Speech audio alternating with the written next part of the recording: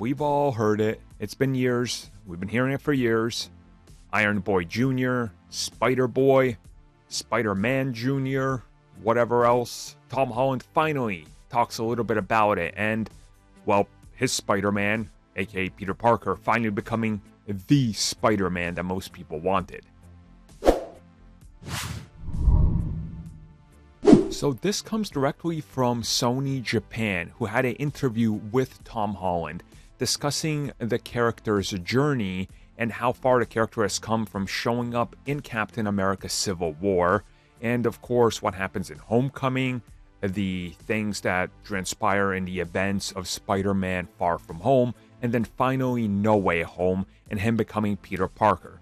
And he talks about how very early on he obviously looked up to these heroes and he wasn't sure of himself and he had to find somebody to look up to and grow up, and that the trilogy was the journey of him becoming Spider-Man.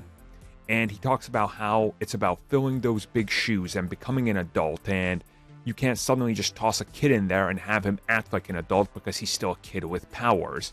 And he addresses those Iron Boy Jr. and Spider-Boy comments, talking about the fact that people maybe should have waited for the full story to play out, for the trilogy to conclude to see what happens and what brings him up to being the Spider-Man that they want, which who could have foreseen long-term storytelling?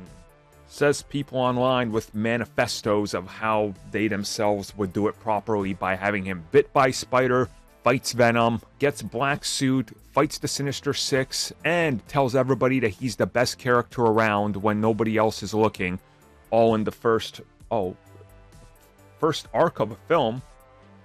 Yeah, this is exactly why you hate these films. Yeah, that checks out. Okay, seriously though, we kind of knew that this was going to be the trajectory for the character. They literally said from the beginning, when you see Spider-Man, you're going to see a different Spider-Man, and he's not the Spider-Man that we see from everything else because this is a journey, it's a story. And they outright even said very early on, you have to look at this like the Captain America and Iron Man growth and everything else. And again, Captain America had some growth to do before he became the Captain America that we know. Iron Man, again, it took him forever to get to where he was and that sacrifice in Avengers Endgame. So, yeah, it makes sense.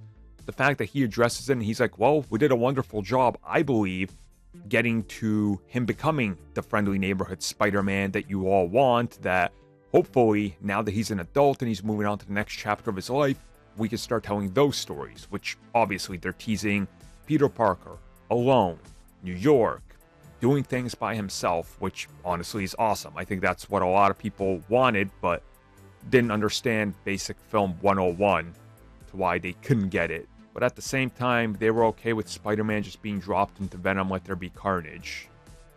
Huh. Interesting.